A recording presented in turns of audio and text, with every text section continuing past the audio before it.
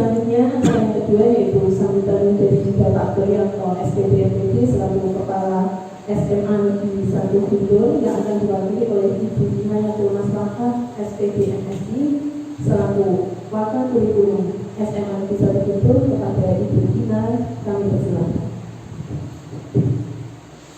Assalamualaikum warahmatullahi wabarakatuh.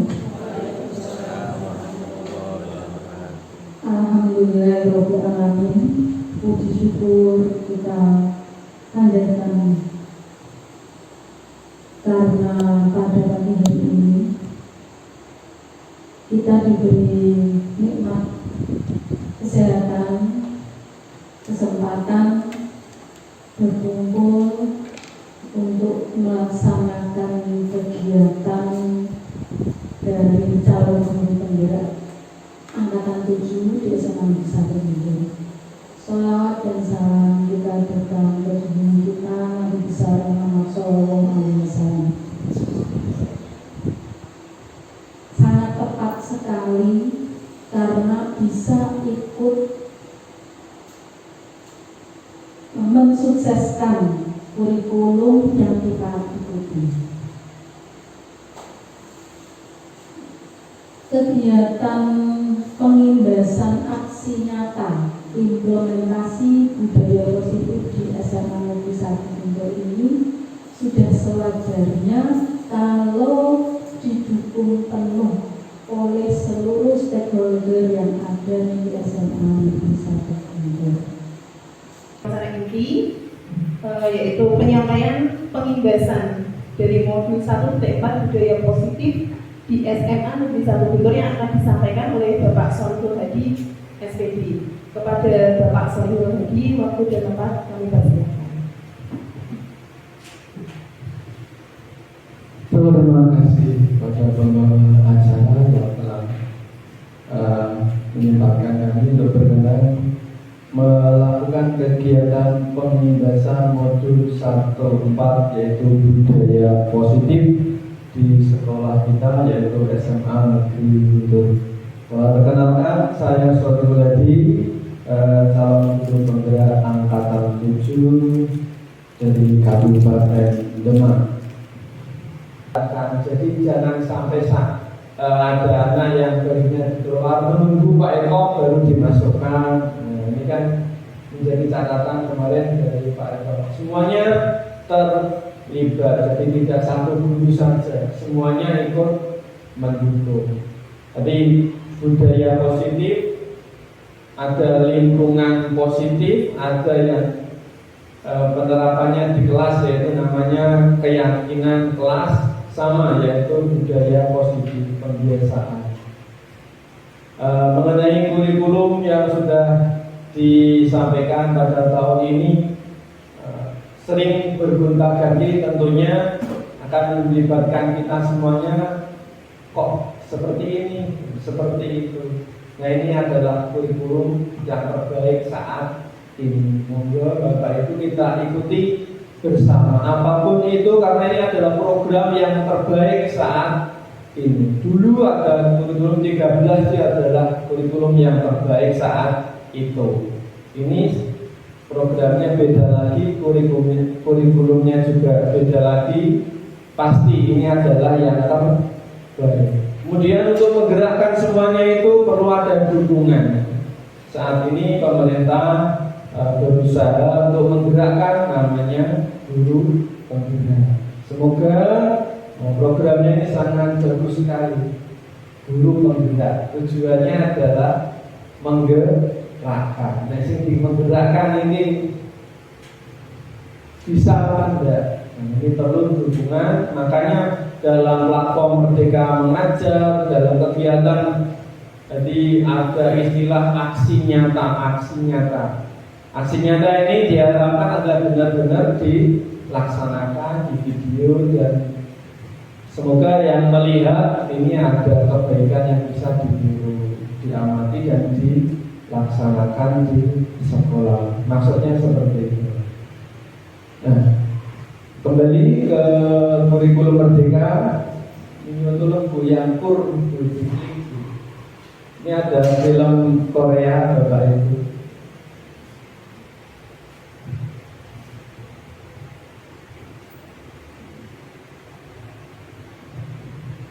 Monggo.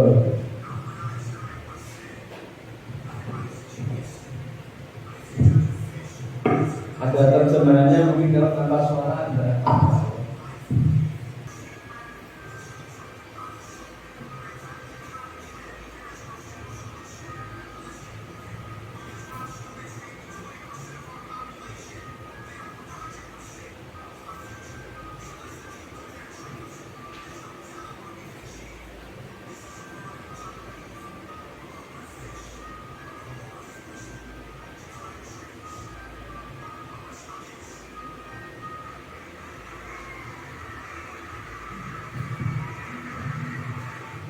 Nah, itu Bapak Ibu semuanya. Kira-kira apa yang didapat dari kisah itu? Ada ikan yang dibawa ke dalam ruangan. Ikannya adalah ikan yang hanya bisa berenang di air, tidak bisa terbang, tidak bisa lari, tidak bisa memanjat, tidak bisa lompat. Jangan paksakan. Ini adalah tadi sebuah kisah yang menunjukkan sistem pendidikan. Seorang guru layaknya seorang dokter. Dokter memberikan resep yang sama, pasti akan nanti dikatakan apa? Malpraktek. Guru juga sama. Kalau memberikan resep yang sama, nanti akan dikatakan malpendidikan. Makanya, ada istilah pembelajaran yang bervariasi sesuai dengan kebutuhan siswa.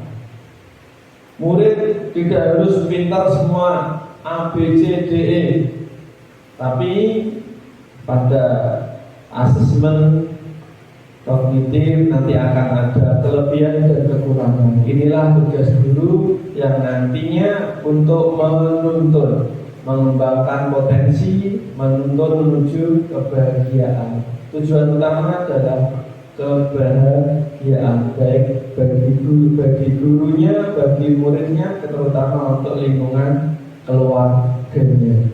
Pada film tersebut banyak sekali gambaran-gambaran atau kisah-kisah seperti di kehidupan kita saat ini. Oleh karena itu, semoga dengan mengawali kita kumpul bareng seperti ini akan menjadi kita sedikit tergerak.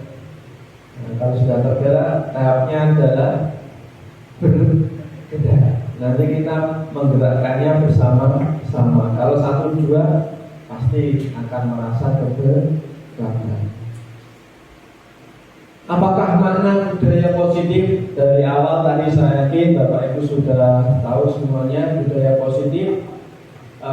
Apa contoh penerapan budaya positif yang telah kita terapkan di sekolah ini?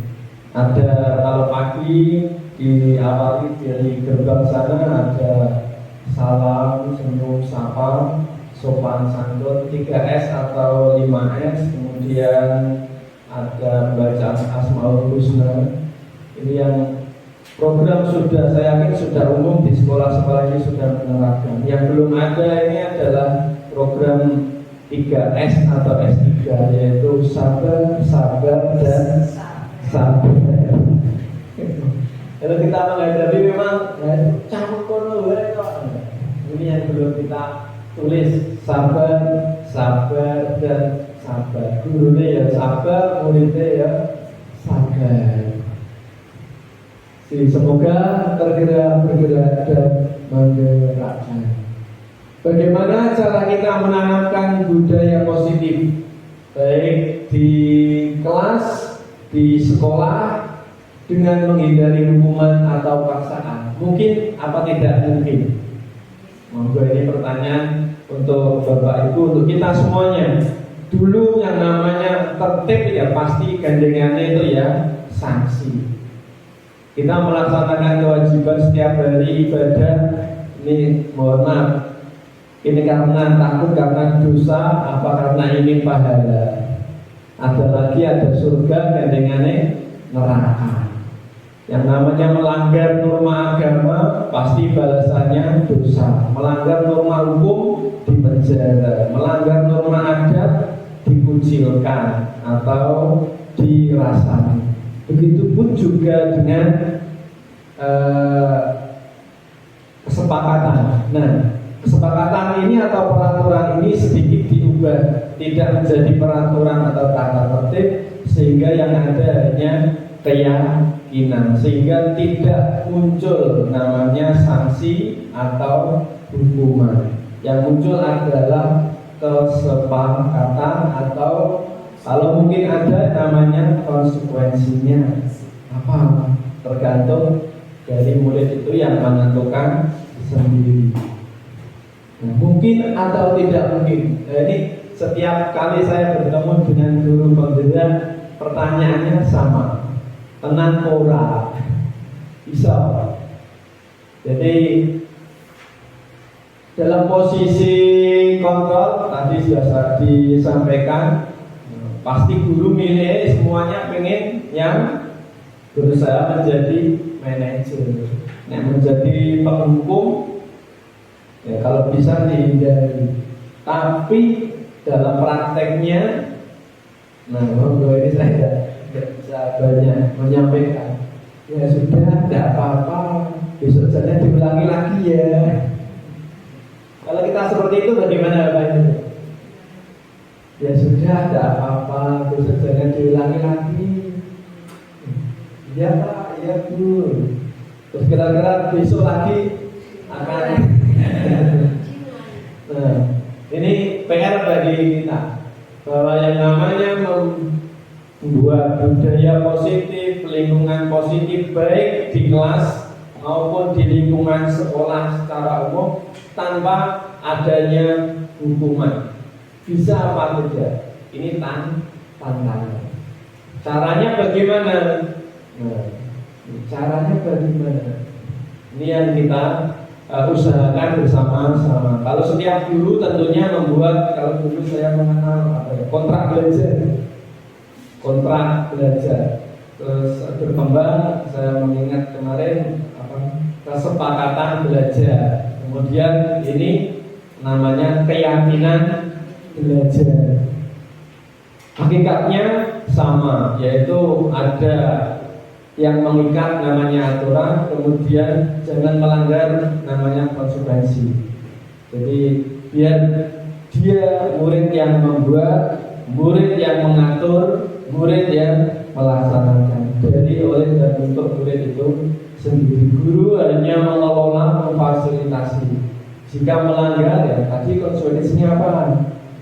Tinggal menanyakan saja, sehingga anak menjadi terikat, terkendali dengan yang ia tulis atau yang ia sampaikan sendiri.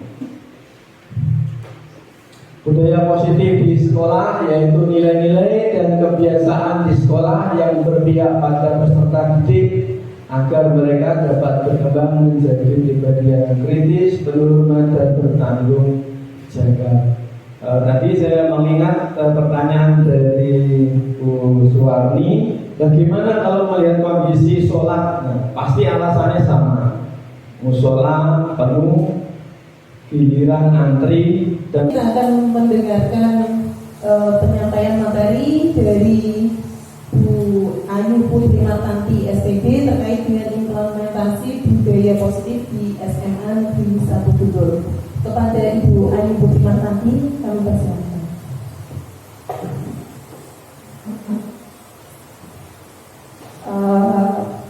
Sebelumnya, Assalamualaikum warahmatullahi wabarakatuh. Selamat siang Bapak dan Ibu guru hebat dari SMA 1 Guntur.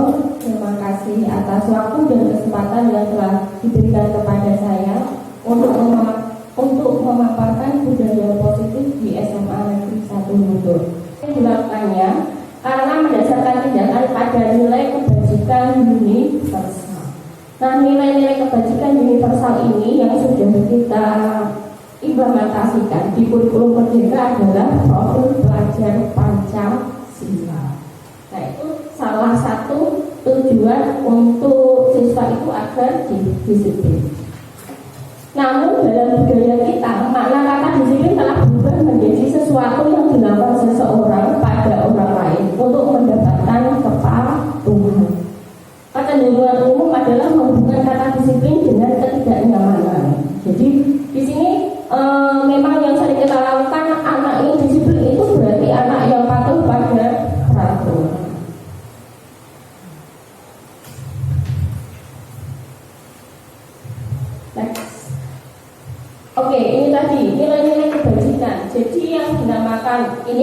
unsur pendukungnya agar anak itu mempunyai disiplin positif itu harus kita mengenalkan nilai-nilai kebajikan universal. Nah, nilai-nilai kebajikan universal itu apa sih Bapak Ibu?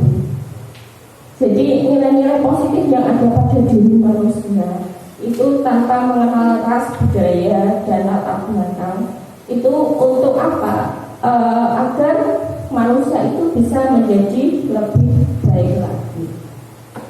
Nilai-nilai kebajikan yang ingin dicapai oleh setiap anak Indonesia itu kita kenal dengan profil pelajar Pancasila.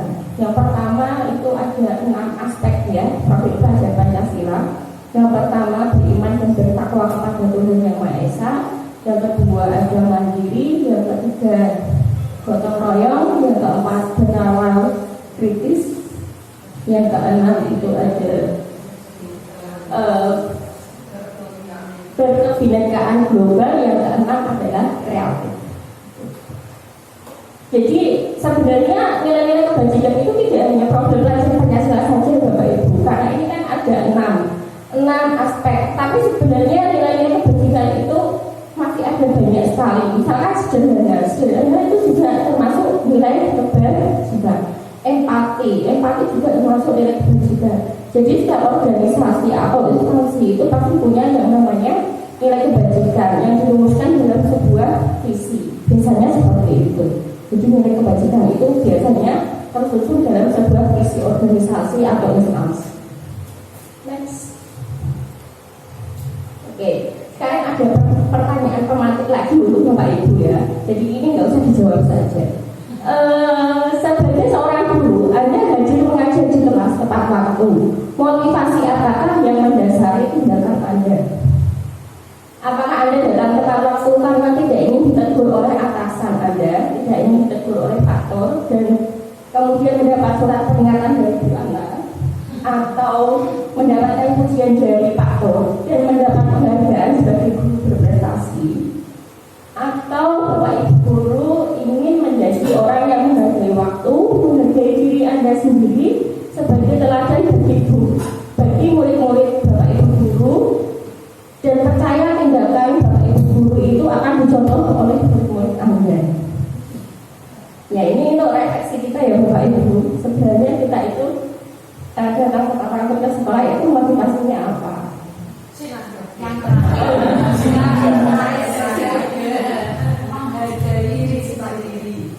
Ya, mungkin bisa motivasinya itu bermacam-macam atau gabungan dari motivasi yang atas sama yang bawah, yang tengah sama yang bawah, atau semuanya motivasinya jadi satu. Jadi pastinya setiap orang punya motivasi yang berbeda.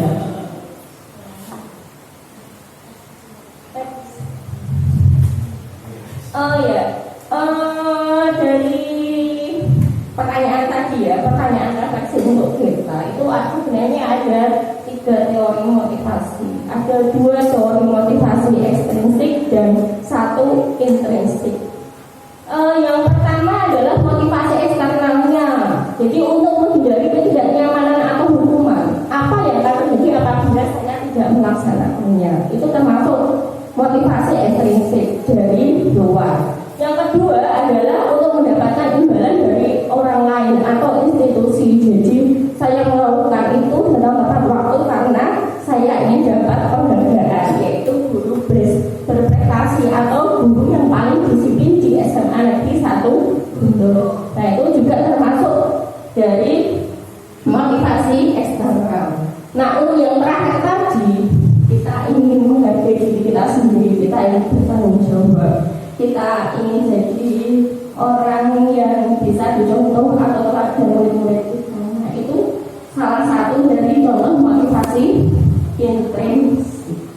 Nah, jadi yang paling baik yang mana Bapak? Yang harusnya kan biasanya dapat juara kan 1, 2, 3, kita juara 4, kira-kira segini yang baik.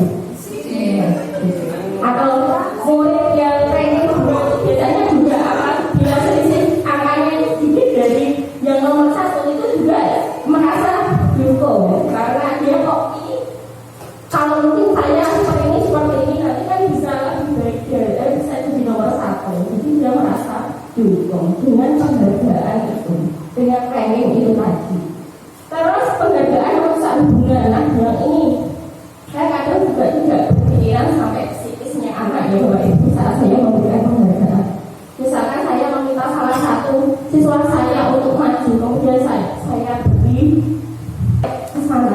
Ya intinya saya ingin membangun motivasi siswa itu saja.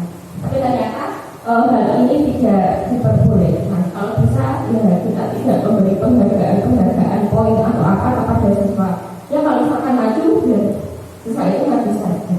Karena kalau nanti siswa itu dia tanya kalau maju, Bu ini nanti dikasih poin enggak? Nanti dia tanya gitu. Ya. Dikasih bintang atau enggak? Gitu. Kalau ada ini enggak ada poinnya, tapi siswanya gini, ya males gitu ya. Jadi nggak semangat maju lagi. Nah itu penghargaan perusahaan. Penghargaan menentukan kualitas, penghargaan mematikan kreativitas. Jadi ini tadi kalau kita memberikan penghargaan itu anak itu akan lebih fokus ke penghargaannya, bukan apa yang dia lakukan. Misalkan ikut lomba, dia kalau tahu hadiahnya itu besar gitu. Misalkan hadiahnya motor, dia malah mikir motornya itu terus gimana dapat motor gitu. Jadi kreativitasnya itu bisa hilang. Yang terakhir adalah penghargaan mengurangi motivasi intrinsik tadi.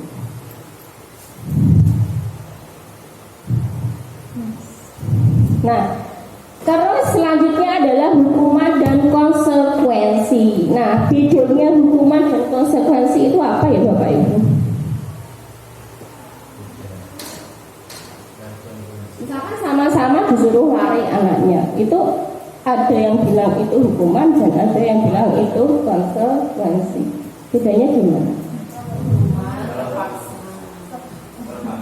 Kalau hukuman terpaksa dilakukan, kalau konsekuensi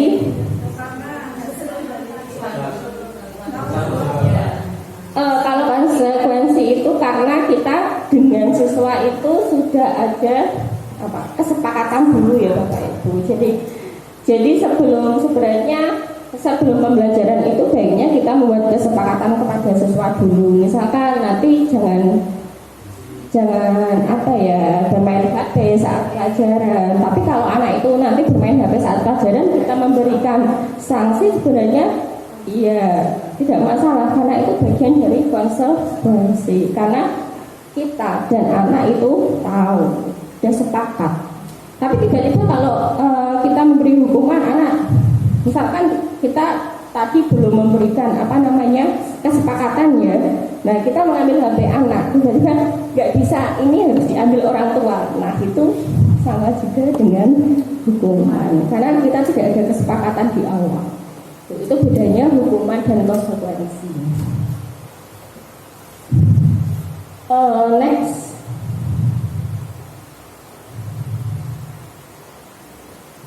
Nah ini tadi ya Bapak Ibu. Jadi mana yang berupa konsekuensi, mana yang berupa hukuman. Mencatat 100 kali di dalam buku kalimat, saya tidak akan terlambat lagi karena terlambat ke sekolah. Termasuk hukuman atau konsekuensi? Oke, itu termasuk hukuman. Lari melintasi lapangan basket 2 kali karena terlambat lagi di sekolah? Oke, itu juga termasuk hukuman. Murid diminta untuk push up 15 kali karena tidak menggunakan masker ke sekolah? Hukuman juga. Mengganti kertas tugas teman yang telah dicoret-coret? Konsekuensi. Membersihkan tumpahan air di meja tulis karena tersenggol pada saat belajar? Konsekuensi juga. Murid disuruh untuk mengenakan sepatu seharian di sekolah karena tidak mengenakan sepatu hitam? Hukuman. Lari mengelilingi lapangan basket 2 kali karena terlambat 10 menit untuk pelajaran BJOK? Hukuman atau konsekuensi. Bukan karena prestasinya, karena dia bisa menang-menangan. Itu salah satu contoh kasusnya seperti itu. Yang keempat adalah kebebasan. Kebutuhan akan kemandirian, otonomi, memiliki pilihan dan mampu mengendalikan arah hidup seseorang. Jadi kebebasan di sini, misalkan ada anak kita yang sering pas pelajaran itu tidur atau hilang sur atau main HP, sebenarnya itu mereka itu punya yang namanya kebutuhan dasar untuk kebebasan. Kita harus memakluminya kalau menurut teori ini ya Bapak Ibu. Tapi kalau kita biasanya ya biasa kita marah-marah. Terus yang terakhir adalah kesenangan, kebutuhan untuk mencari kesenangan, bermain dan tertawa. Jadi kadang saya pikir gini, ada anak yang kalau pas istirahat itu dia bermain bola ya. Nah itu juga termasuk kebutuhan dasar manusia karena mereka mencari kesenangan. Yang pastinya kalau ketemu kita nanti akan kita marahi karena apa? Bajunya basah semua pas masuk kelas. Nah ternyata apa yang dilakukan anak-anak didik kita itu punya ya tujuan ya. Dia ingin apa ya? Melengkapi dari kebutuhan dasar manusia itu. Karena kita jarang juga ngobrol-ngobrol sama mereka, kita taunya ya udah kita marahi aja. Next. Nah dari semua kesalahan tadi atau dari video tadi, kalau ada perlakuan buruk dari seseorang, kita dapat menyelesaikannya dengan yang namanya restitusi. Nah, apa itu restitusi? Nah, di sini restitusi adalah proses menciptakan kondisi bagi murid untuk memperbaiki kesalahan mereka sehingga mereka bisa kembali pada kelompok mereka dengan karakter yang lebih kuat. Jadi, kalau hukuman itu biasanya pinginnya membuat si anak itu merasa bersalah seperti itu ya. Kita inginnya kalau pakai hukuman itu bisa anak itu bisa jerah gitu. Tapi kalau restitusi itu tidak. Jadi anak yang gagal itu menjadi anak yang sukses.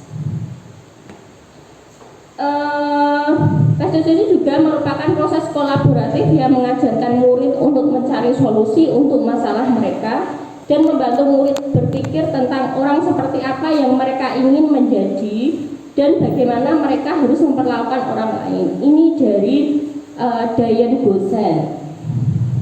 Next. Nah ini tadi bedanya hukuman, konsekuensi, dan restitusi. Kalau hukuman itu negatif, kalau konsekuensi itu netral, tapi kalau restitusi itu sifatnya adalah positif. Jadi kalau hukuman itu murid merasa tidak nyaman untuk jangka waktu panjang, tapi untuk konsekuensi itu tidak nyaman untuk jangka waktu pendek. Tapi untuk restitusi itu menguatkan untuk murid atau anak dalam jangka waktu panjang. Kalau hukuman sistem tidak akan berjalan bila murid tidak takut, tapi konsekuensi memerlukan monitoring dan supervisi terus-menerus dari guru. Sedangkan restitusi itu murid belajar bertanggung jawab apa yang sudah mereka lakukan. Next.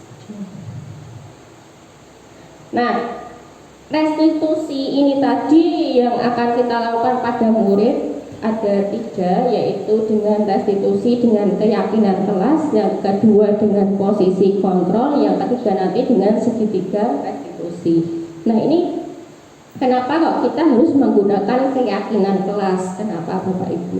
Jadi ini nanti saya pinginnya setelah kita selesai dalam kegiatan ini nanti kita bisa juga menerapkan keyakinan kelas di kelas kita masing-masing. Mungkin Bapak Ibu yang wali kelas nanti bisa menerapkan keyakinan kelasnya di kelasnya masing-masing.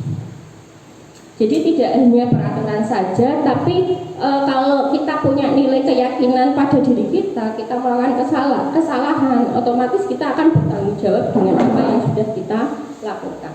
Nah, mengapa kita memiliki peraturan harus menggunakan helm bila mengendarai kendaraan roda 2? Kenapa? Karena kita tahu untuk keselamatan. Mengapa kita memiliki peraturan 3M? Menggunakan masker, mencuci tangan, dan menjaga jarak 1,5 meter. Karena untuk apa? Untuk kesehatan kita. Mengapa kita memiliki peraturan harus datang tepat waktu pada saat mengikuti pelatihan? Karena apa? Disiplin boleh, komitmen juga boleh. Jadi untuk mendukung motivasi intrinsik, kembali ke nilai-nilai atau keyakinan-keyakinan lebih menggerakkan seseorang dibandingkan mengikuti serangkaian peraturan. Next, Dian. Nah, nanti kegiatan keyakinan kelasnya itu kita bisa buat dengan tabel Y ataupun tabel T. Kalau tabel Y itu lebih melihat, terdengar, berperilaku. Jadi itu nanti terlihat. Jadi terlihat itu kalau misalkan kita punya keyakinannya hormat. Hormat itu berarti meyakini bahwa sangat penting untuk menghormati semua orang dan barang milik orang lain. Jadi terlihatnya itu kita meminjam barang orang lain. Terdengarnya itu misalkan ucapannya kita harus bagaimana Bapak Ibu? Bolehkah saya pinjam? Gitu. Ya, berperilakunya juga meminjam barang dengan izin orang lain. Terus kalau yang tabel T itu ya seperti kita buat tabel biasa yang isinya itu tampak seperti dan tidak tampak seperti. Jadi kalau tampak seperti itu misalkan kita disiplin, tidak tampak seperti itu kita adalah sering datang terlambat. Nah itu contoh dari kita membuat keyakinan kelas nanti. Next kemudian. Nah ini contohnya ya Bapak Ibu. Terlihat, terdengar, berperilaku, hormat, dan bekerja. Nanti kita coba, nanti di semester 2 kita buat seperti ini bersama-sama. Next.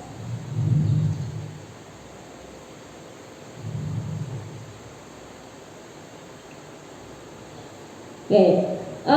Ada contoh dari peraturannya, selalu kembalikan buku ke tempatnya. Itu termasuk keyakinan kelas yang apa?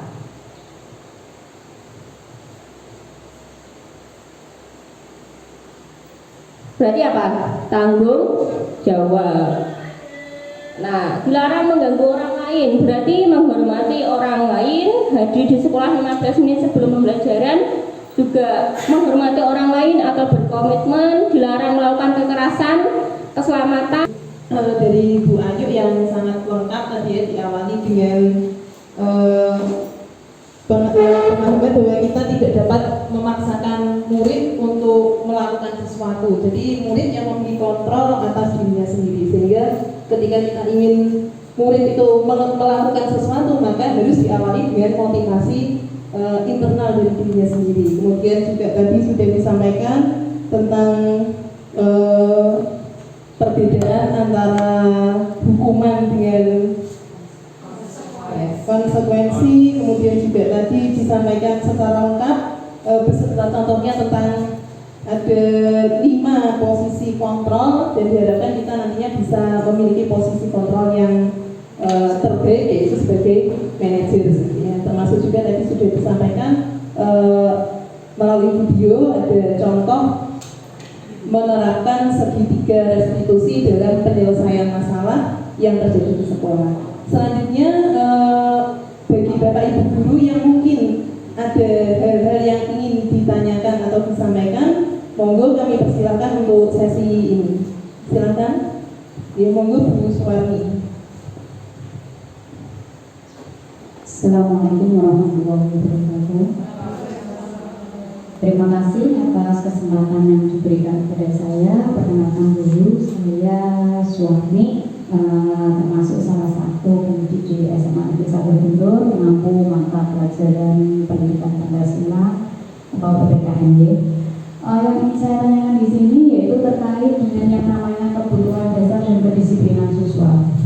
Nah, dari dua hal itu ternyata dari pandangan saya ini itu kok menjadi sebuah dilema. Dengan menerapkan kedisiplinan, tetapi kita juga melihat kebutuhan dasar, karena seringkali anak melakukan tindakan melanggar kedisiplinan itu dengan alasan adalah karena salah satu faktornya yaitu memenuhi kebutuhan dasar itu sendiri, yang akhirnya menjadi faktor pemaaf untuk kita gitu.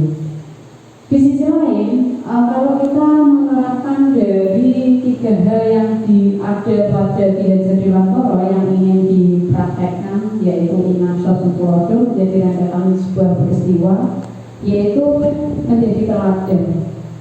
Ini saya gambarkan pada sebuah peristiwa. Nanti saya minta tolong untuk panjenengan selaku pemateri ini mungkin bisa membacakan apa yang saya alami di sini kendalanya. Bahwa ketika pada waktu istirahat kita seringkali sebagai salah satu bentuk penerapan ingat sosial keluarga, kita itu datangnya tepat waktu. Jadi setelah istirahat, berbunyi, kita masuk gitu.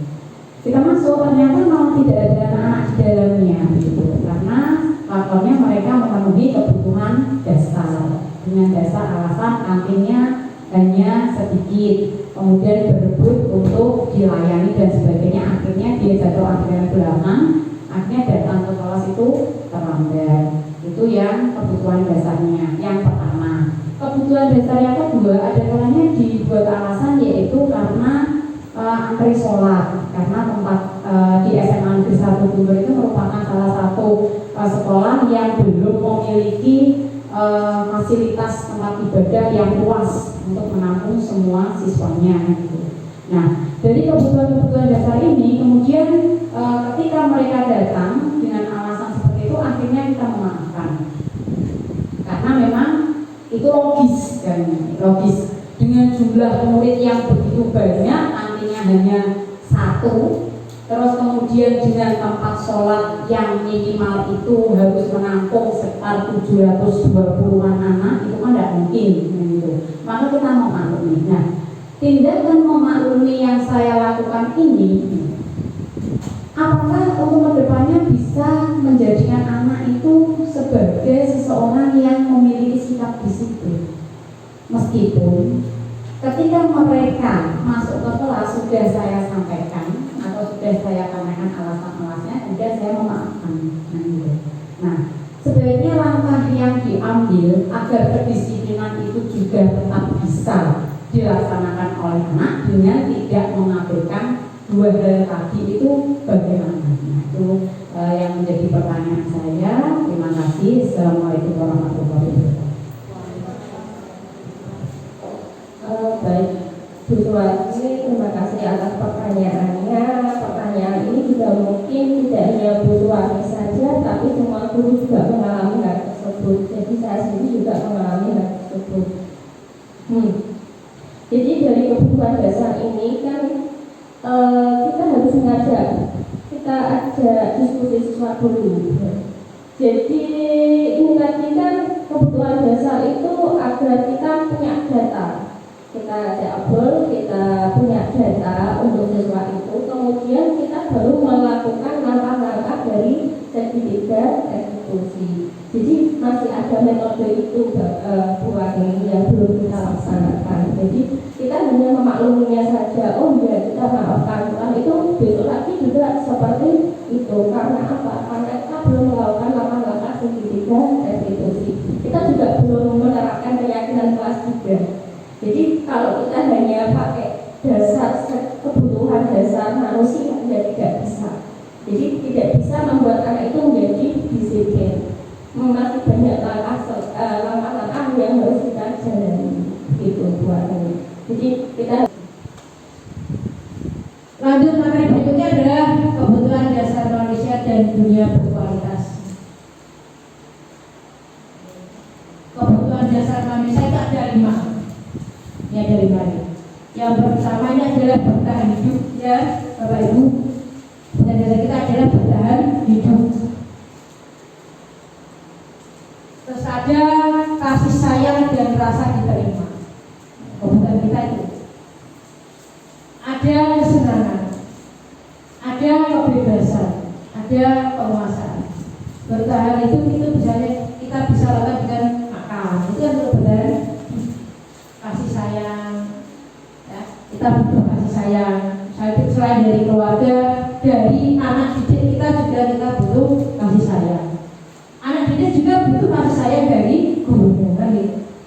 Penguasaan, ya, penguasaan itu artinya di sini. Dia kita bisa bersama-sama menguasai materi tertentu. Oh, dia ingin di situ. Senangannya. Itu ya, kesenangan ini nanti bisa, kesenangannya anak itu apa, nanti itu apa. Jadi kita kebutuhan itu, oh dia misalnya pas diajar itu main game atau HP, nah itu kesenangannya anak dia di situ. Nah, ada kebebasan. Jadi kebutuhan dasar manusia itu ada 5 ini. Kita sebenarnya juga membutuhkan 5 ini.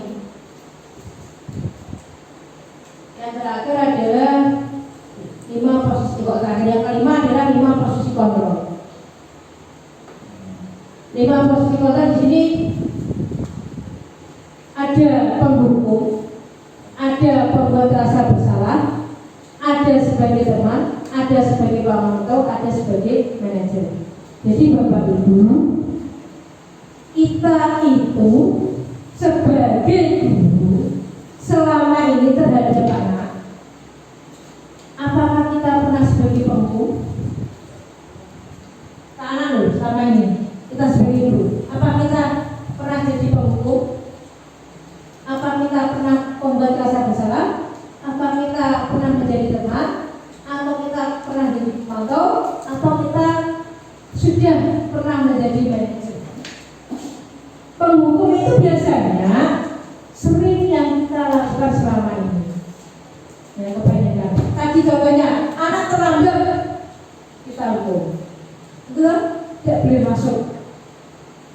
Ya. Membuat rasa bersalah. Ya. Nanti ada pertanyaannya loh.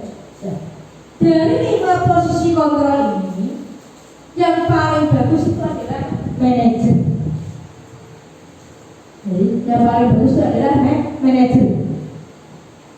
Jadi kelima posisi kontrol ini, penghukum, pembuat rasa bersalah, teman, pemantau, manajer. Kalau teman misalnya anak diajar kita main HP sendiri, ayo Andi, buat jangan main HP sendiri. Hanya mengingatkan, hampir mirip dengan pemantau. Pemantau itu paling kita mencatat, oh si Andi buat main HP sendiri, kita catat. Itu adalah pemantau. Kalau manajer ini, kalau posisi manajer ini, ya, kita semua belum sampai situ, ya, karena kemarin dari kegiatan CBP yang kami lakukan itu ternyata kita idealnya adalah sebagai manajer, karena sebagai manajer itu kita juga harus sebagai teman dan sebagai pemantau, ya, jadi harus memahami anak sebaik mungkin, tidak boleh menghukum. Seandainya anak salah itu salahnya di mana, dicari di mana, alasannya kenapa. Tidak langsung kita bentak, tidak langsung kita jewer, tidak. Jadi, kita harus memahami hal itu dulu.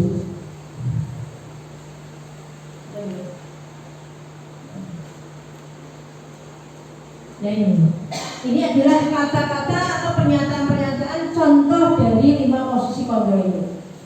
Misalnya, saya kecewa sekali dengan kamu. Ini adalah membuat orang merasa bersalah. Kalau seandainya panjenengan dikatakan itu, saya kecewa sekali kepada kamu. Itu salah apa ya? Nah, itu kan, nah itu adalah merasa bersalah. Terus kamu tidak pernah benar melakukannya. Nah, ini penghukum. Kok langsung gitu? Jadi gua nggak tahu benar, nggak ada salah terus. Selama ini kita seperti itu, gitu. Apalagi kalau kita ngajaran anak IPS itu, ya misalnya seperti memvonis ya misalnya ya, maksud memvonis. Nah itu. Ayolah lakukan demi bapak ibu, ini sebagai teman. Nah, itu. Ini posisi sebagai teman. Enggak penting. Ini paling bahaya gini. Apakah kamu mau mendapatkan stiker bintang hari ini? Ini adalah pemantau. Dicatat siapa orang yang mendapatkan. Bagaimana kamu bisa menyelesaikan masalah ini? Ini adalah kata-kata dari manajer. Walaupun anaknya itu salah, biasanya kita kan kon garap soal atau bener atau iso kapan iso. Nah, tidak boleh ya. Pertanyaan kapan ya? Bagaimana yang kamu bisa menyelesaikan masalah ini? Jadi nanti kita bisa mencarikan solusi. Jadi orang menyalahkan saja, gitu ya. Jadi besok jangan diulang kata-kata itu. Terus kamu selalu yang paling terakhir ini penghukum. Kari terus, ya remedi sampai kesel gurunya. Itu juga kita tidak boleh menyalahkan seperti itu. Sampai kemarin saya gitu, yes Pak didoakan saja gitu. Ini yang paling benar itu kita mendoakan supaya anak itu sadar. Didoakan saja. Benar kata Mbah Maimun Jubir ya itu. Mbah Maimun Jubir mungkin sudah memahami bagaimana cara mendidik anak yang baik dan menciptakan budaya positif yang baik seperti itu. Jadi hal-hal itu adalah bagian dari budaya positif ya Bapak Ibu. Kalau kita melakukan budaya positif hal yang baik dari kata-kata saja itu akan mengena anak. Ya, kata-kata itu paling pedas ya. Ya, itu bisa anak itu bisa tersakiti sampai seumur hidup anak itu. Aku dikatakan Pak Konsul goblok lah itu ya. Selama ini saya juga seperti itu. Ternyata setelah mendapatkan pelatihan ini kita tidak boleh di posisi itu. Kita nanti sebaiknya di posisi manajer, tapi kita juga bertahan.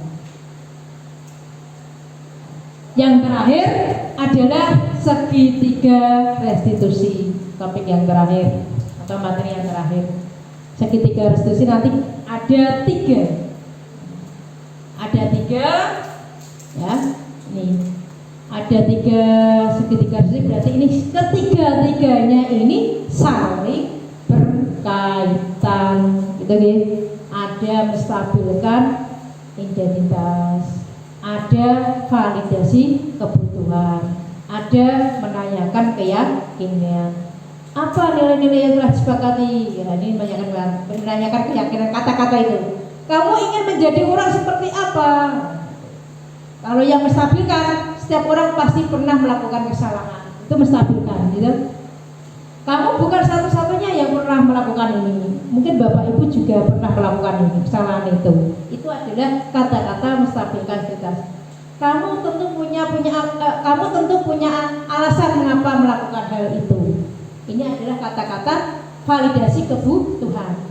Adakah cara yang lebih efektif untuk mendapatkan apa yang kamu butuhkan?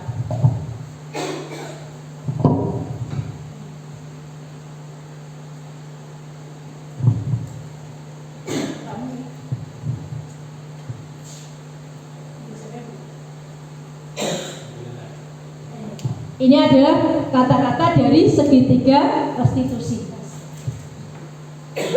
Jadi Bapak Ibu, segitiga restitusi itu adalah metode untuk menyelesaikan kasus. Seperti waktu kegiatan kelas meeting kemarin, saya menemukan dua anak, dia melompat pagar mau bolos.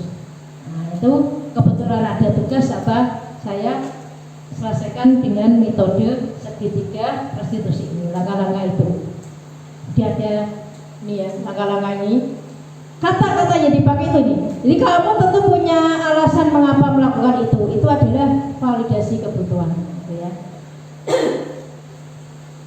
Lanjut nih. Ini lebih dalam kebanyak. Bagaimana kita menstabilkan identitas itu?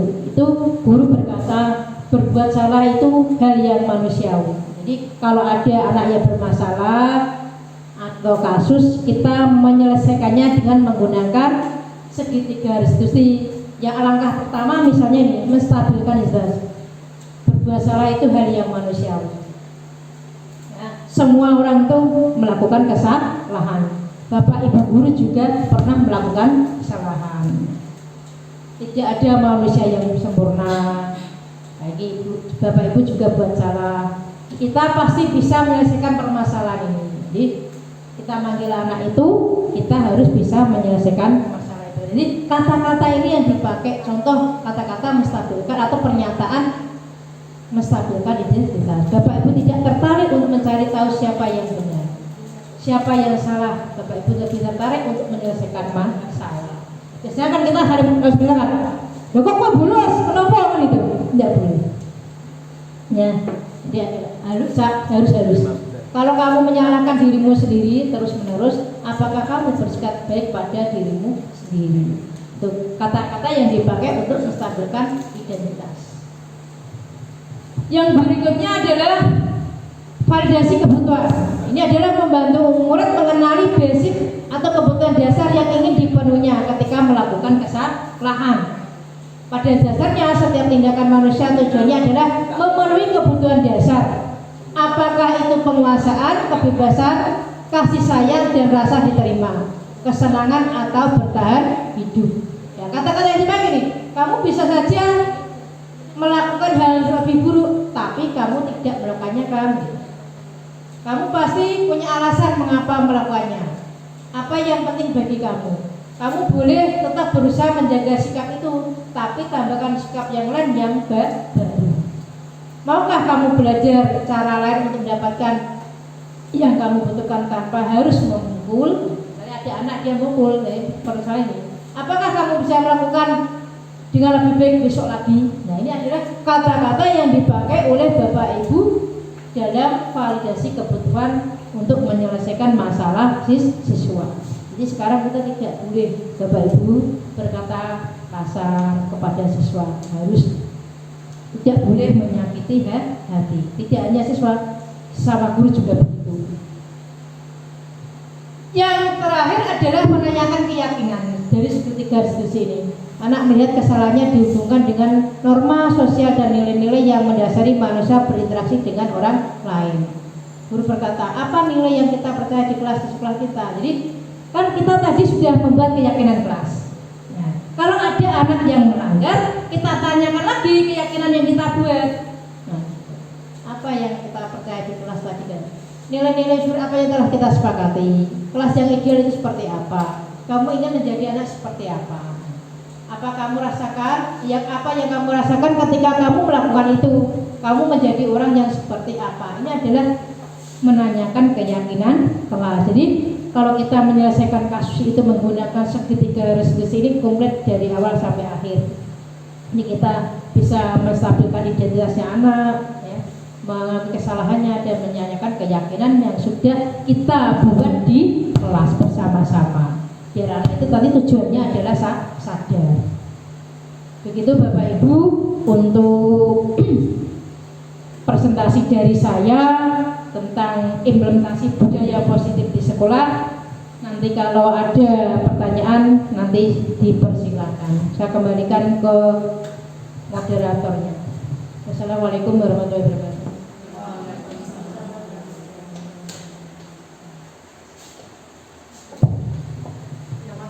Terima kasih sebelumnya kepada Bu Ana yang sudah menyampaikan materi yang sangat luar biasa pada hari ini tentang budaya disiplin atau budaya positif di sekolah, di mana kita menyadari bahwa perubahan paradigma dari teori stimulus respon menjadi teori kontrol.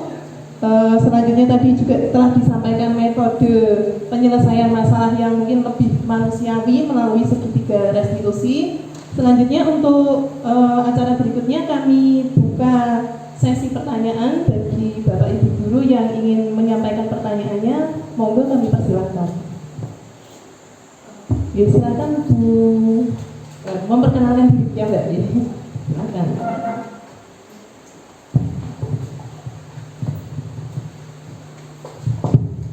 Assalamualaikum warahmatullahi wabarakatuh. Perkenalkan, nama saya Mutroha, guru mata geografi.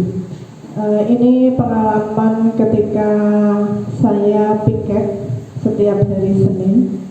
Itu saya melihat hampir setiap hari Senin itu ada anak-anak yang terlambat.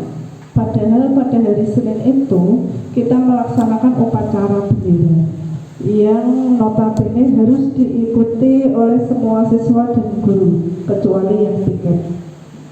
Bagaimana cara mengatasi anak-anak yang terlambat? Karena saya lihat setiap hari Senin itu juga anak yang sama.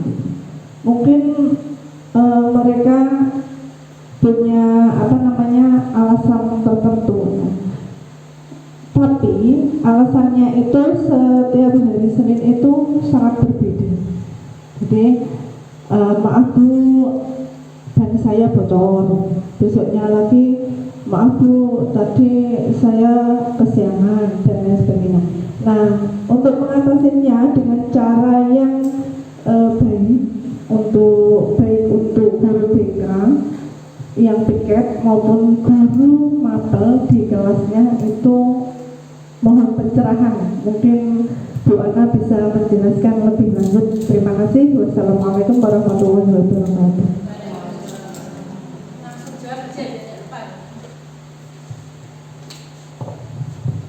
langsung saya jawab aja ya, nanti yang penanya berikutnya setelah dijawab ini. Terima kasih Bu Miftah atas pertanyaannya. Memang kita sebagai guru yang melihat situasi seperti itu, ada anak yang setiap hari Senin dia pasti terlambat, dan kalau ditanya adalah alasannya berbeda-beda. Ya. Tadi saya sudah menyampaikan ada namanya 5 posisi kontrol. Jadi kalau Bapak Ibu sudah tahu tadi ada penghukum, ada merasa bersalah tadi, terus ada teman, terus ada manajer. Karena kita selama ini biasanya kita itu kan sebagai penghukum. Karena kita sudah tahu ini, kita memposisikan 5 posisi kontrol sebagai manajer.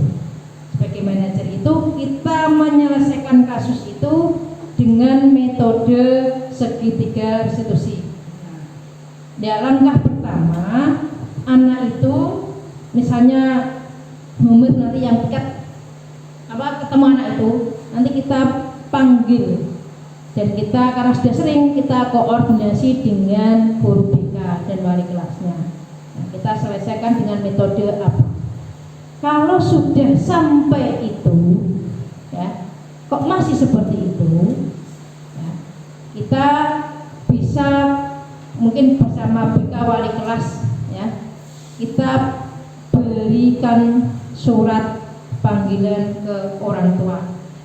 Ya. Apa alasannya? Alasannya kan selalu berbeda-beda itu.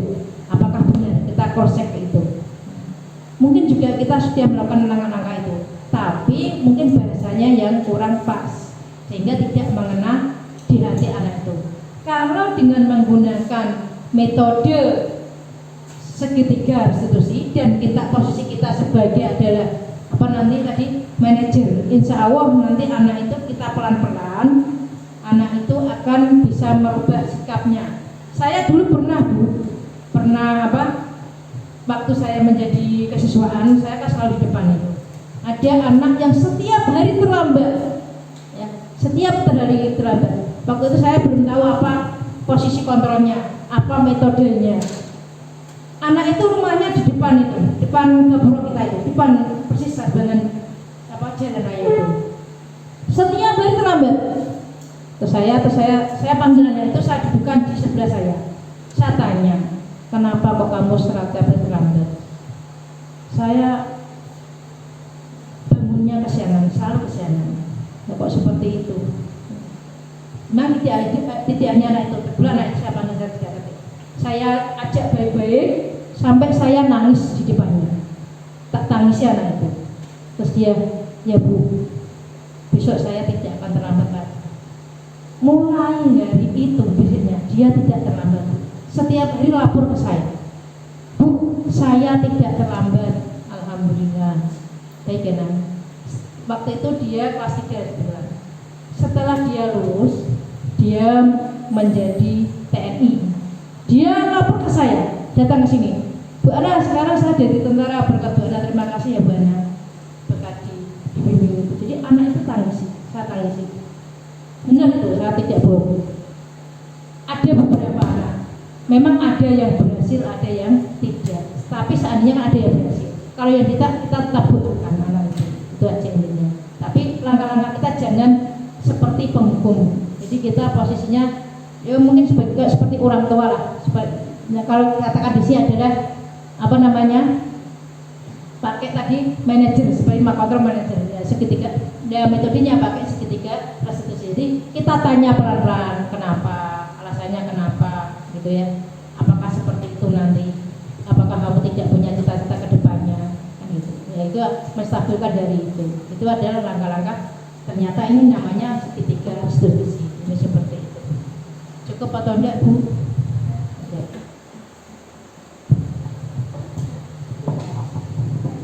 Terima kasih atas jawaban dari Bu Ana. Kami persilahkan bagi yang ingin menanyakan lagi, monggo, silakan memperkenalkan diri terlebih dahulu.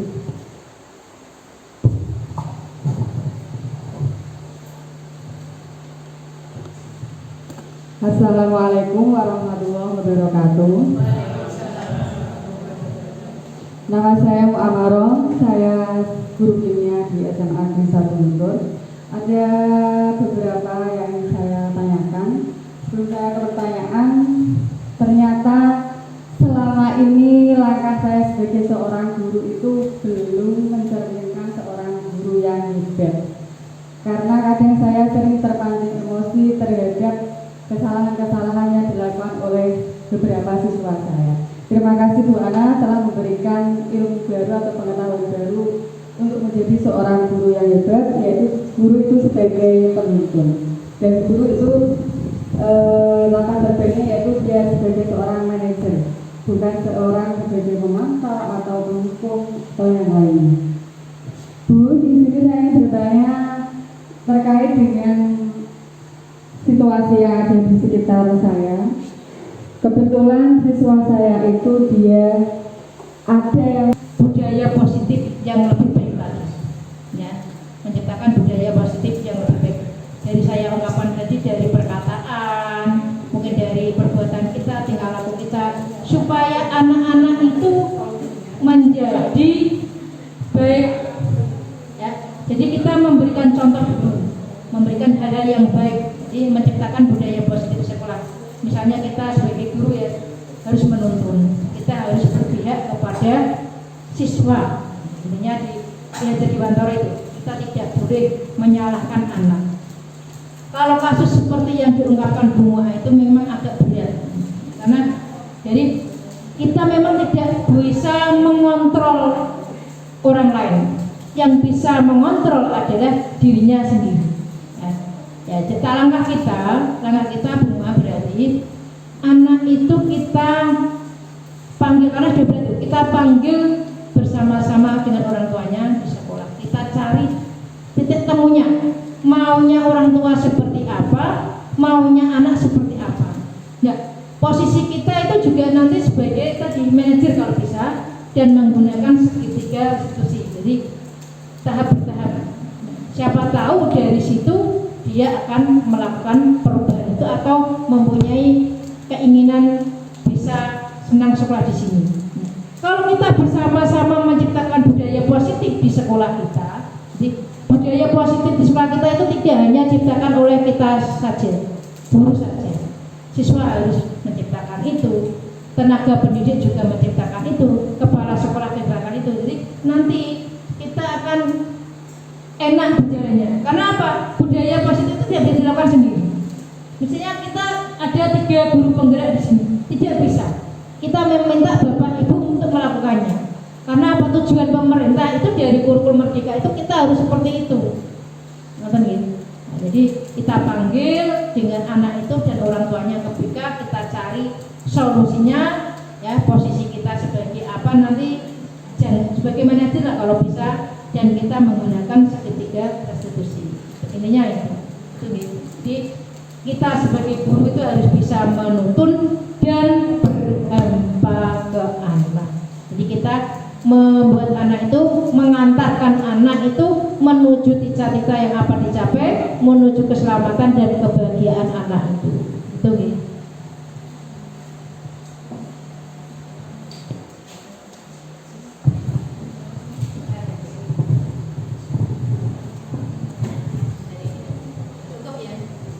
Oke, terima kasih. Demikian tadi Ibu jawaban untuk Bu Mu'amaroh atas pertanyaannya tadi ya, tentang siswa yang sebenarnya tidak ingin bersekolah di SMA gitu ya.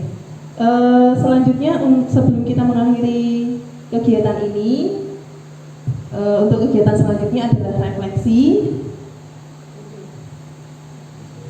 Monggo kami persilakan kepada Ibu Widowati SPD untuk menyampaikan refleksi kegiatan pada hari ini. Saya juga, Assalamualaikum warahmatullahi wabarakatuh. Terima kasih kepada Bu Ana dan moderator atas kesempatan waktu yang diberikan kepada saya. Kali ini saya akan memberikan refleksi atau sedikit gambaran dari yang Bu Ana sampaikan pada pagi hari ini mengenai implementasi budaya positif di sekolah. Nah, Implementasi budaya positif di sekolah yang saya tangkap dari pemaparan Bu Ana tadi, intinya adalah bagaimana caranya kita sebagai Bapak Ibu guru menjadi guru yang baik, tidak mendiskriminasi anak, memperlakukan anak dengan cara memanusiakan anaknya. Jadi kita tidak boleh mengata-ngatai anak dengan kata-kata yang tidak baik, tidak boleh menggunakan kekerasan kepada anak, tetapi kita harus memposisikan diri kita sebagai seorang guru, yaitu menjadi manajerial atau menjadi seorang manajer agar anak-anak didik kita berkembang menjadi anak yang memiliki pemikiran positif, jadi mindset-nya selalu berpikir positif. Begitu Ibu. Nah, kemudian dari manajerial ini kita diarahkan untuk menyelesaikan permasalahan-permasalahan anak dengan menggunakan segitiga restitusi itu tadi. Nah, dari sini saya juga baru mendapatkan gambaran ternyata cara menyelesaikan permasalahan anak-anak yang ada di sekolah ini ada caranya yang tersendiri, yang namanya segitiga restitusi ini tadi. Jadi terima kasih untuk Bu Ana dengan adanya pemaparan dari CDP tentang implementasi budaya positif di sekolah, kami menjadi tahu bagaimana cara mengatasi anak-anak yang baik dengan menggunakan segitiga restitusi ini yang saya rasa sangat efektif untuk anak-anak. Terima kasih, itu refleksi dari saya yang dapat saya sampaikan. Saya akhiri, wassalamualaikum warahmatullahi wabarakatuh.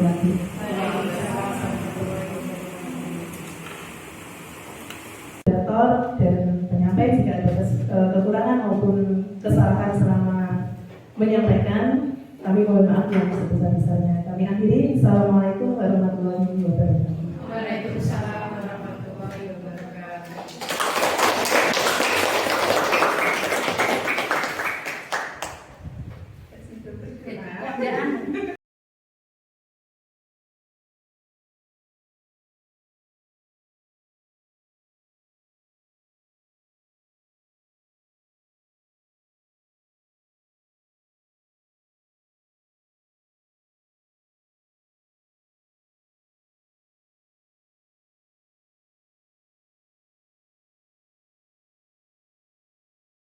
Kamu sering main di game terus kan? Iya. Di rumah juga? Juga. Ya, belajar? Udah. Udah. Orang tuanya tahu nggak? Udah tahu. Tahu. Berarti kalau main game di kamar? Iya, di kamar. Nah, tapi yuk harus ingat itu belajar itu kan penting. Jangan main game terus, ya. Iya. Nanti tahu salahnya ya? Tahu. Tahu salahnya. Mau mengulangi lagi? Enggak tahu. Ya. Pada tahu saya pergi ke sini. Tahu Bu. Masalahnya apa? Di kelas kerja sering nggak memperhatikan Bu Ana kalau menerangkan caranya sendiri main HP. Kenapa kok main HP? Ya itu Bu, nyelesain game. Kan pelajaran masa menyelesaikan game. Gamenya awal. Oh, online. Seperti itu baik apa tidak? Tidak. Ya, berbuat salah itu tidak apa-apa, tapi tahu posisinya pada saat pembelajaran yang belajar dengan baik. Kamu sering main di game terus kan? Iya Bu. Di rumah juga? Juga. Ya, belajar? Udah. Enggak. Orang tuanya tahu nggak? Udah tahu. Tahu. Berarti kalau main game di kamar? Iya, di kamar. Nah, tapi yuk harus ingat itu belajar itu kan penting. Jangan main game terus, ya. Iya. Nanti tahu salahnya ya? Tahu. Tahu salahnya. Mau mengulangi lagi? Enggak tahu. Ya, tahu salahnya.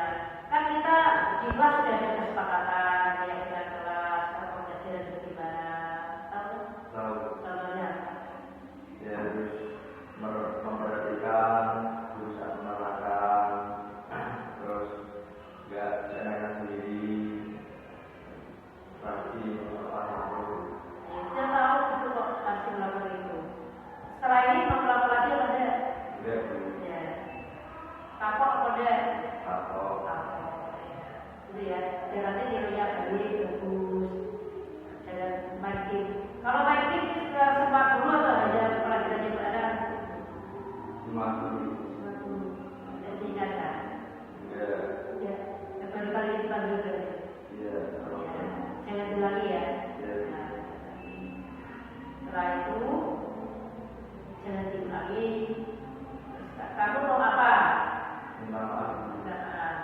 Kenapa? Karena saya? Ya